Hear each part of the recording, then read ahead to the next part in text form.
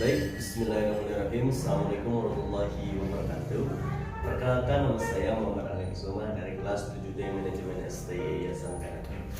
Baik, berdirinya saya di sini, saya ingin menjelaskan atau memaparkan sedikit tentang materi, yaitu presentasi bisnis.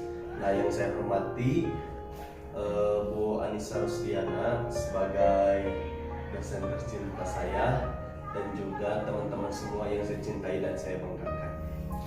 Baik, kalian sudah tahu sih apa itu presentasi bisnis.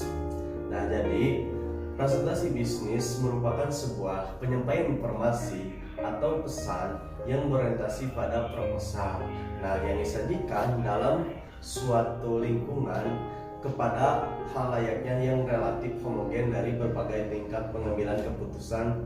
Selain itu, ada juga tujuan. Nah, teman-teman semua, tujuan presentasi bisnis ini adalah menginformasikan pesan-pesan bisnis kepada audiens, di mana kita ini harus menghibur, audiens harus menyentuh emosi, memotivasi, ataupun bertindak sebagai sesuatu.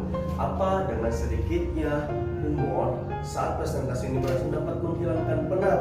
Nah, ketika itu bisa memunculkan karakteristik audiens terhadap presentasi tersebut. Nah, selain itu ada juga persiapan presentasi bisnis. Nah, apa persiapan presentasi bisnis ini? Yang pertama, harus bisa menguasai terhadap topik atau materi yang akan dipresentasikan. Yang kedua, penguasaan berbagai alat bantu presentasi dengan baik. Yang ketiga, menganalisis audiensinya. Yang terakhir, menganalisis berbagai lingkungan lokasi atau tempat untuk presentasi tersebut.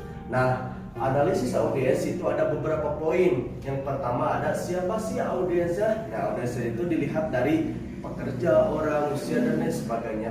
Terus yang kedua, apa yang diinginkan. Nah, apa yang diinginkan, audiens ini harus bisa memahami keinginan audiens tersebut. Nah, yang ketiga, di mana melakukan presentasi. Nah, presentasi itu bisa di ruangan, di aula, panggung, di kota, di desa, dan lain sebagainya. Yang keempat, kapan melakukannya, yaitu kapan, bisa pagi, siang, malam, ataupun menentukan waktu yang sudah ditentukan oleh panitia. Nah, yang kelima yaitu mengapa harus melakukan presentasi. Nah, harus melakukan presentasi itu ingin meningkatkan sebuah kualitas audiens yang lebih baik dan solusi agar lebih maju dalam perusahaan. Nah, bagaimana melakukan presentasi? Nah, melakukannya seperti dengan halnya kita mencatat, lalu juga menyediakan PowerPoint yang menarik dan lain sebagainya.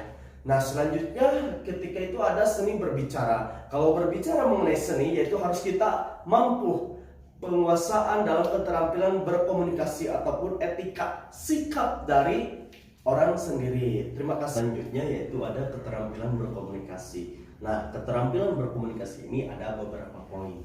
Nah, yang pertama, ingat, kalian tahu bahwa keterampilan berkomunikasi itu ada 6 poin. Yang pertama ada penggunaan kata-kata, penggunaan suara, bahasa tubuh, menampilkan diri, menarikkan perhatian, serta bisa bertanya ataupun menjawab pertanyaan.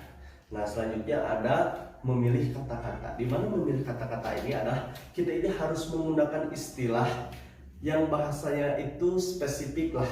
Kita gunakan kata-kata yang sederhana, dapat dipahami dengan cepat, lalu hindari istilah-istilah dari teknis. Nah, teknis ini hanya bisa dipahami oleh orang-orang yang memiliki spesialis keilmuan tersebut. Nah, teman-teman semua, selanjutnya yaitu kita harus berhemat dalam penggunaan kata-kata. Nah, kenapa kita ini harus bisa menggunakan perulangan atau gagasan yang sama dengan kata-kata yang berbeda.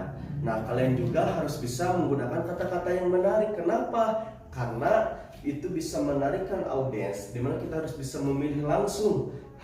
Halnya kita itu bisa menyentuhlah perasaan audiens dan juga melukis sikap dari perasaan keadaan gunaan bahasa yang kondusif, yaitu bahasa yang dibentuk akan demikian bisa menimbulkan kesan indah gitu ya. Gunakan kata-kata yang yang tindak atau aktif. Nah, maksudnya kita ini bisa merumuskan sebuah gagasan untuk kemajuan sebuah organisasi. Selanjutnya yaitu kita harus bisa melakukan kata-kata yang tepat. Nah, kata-kata yang tepat ini bisa kita hindari dari kata bahasa pasaran, kita harus berhati-hati dengan penggunaannya, itu penggunaan asing. Jangan menggunakan petunjuk pemberian yang nama yang jelek. Jadi jangan menggunakan efesiesme ungkapan, yaitu pelembut untuk kata-kata yang terasa kurang enak ataupun secara berlebihan. Teman-teman semua, di sini saya dapat menyimpulkan bahwa presentasi bisnis ini kerap kali dilakukan oleh dunia bisnis, baik di kaitannya dengan bisnis pemasaran maupun keuangan, produksi, dan teknologi informasi. Oleh karena itu, kita ini harus bisa memperhatikan dari berbagai faktor yang dapat menunjang keberhasilan presentasi secara efektif. Nah, presentasi bisnis ini memiliki 4 tujuan utama, yaitu menginformasikan pesan-pesan bisnis, menghibur audiens, dan juga menyentuh emosi audiens dan memberikan motivasi audiens untuk melakukan kegiatan sesuatu. Meskipun dalam prakteknya suatu perusahaan ini dapat saja bisa bertujuan hanya sekedar menyampaikan pesan-pesan bisnis, namun sebelum melakukan presentasi bisnis ini harus dipersiapkan dari hal-hal seperti penguasaan materi yang ingin disampaikan, penguasaan alat bantu, serta menganalisis audiens dan menganalisis lingkungan tempatnya berlangsung presentasi bisnis. Mungkin dari saya sekian. Wabillahi taufiq wal hidayah. Wassalamualaikum warahmatullahi wabarakatuh.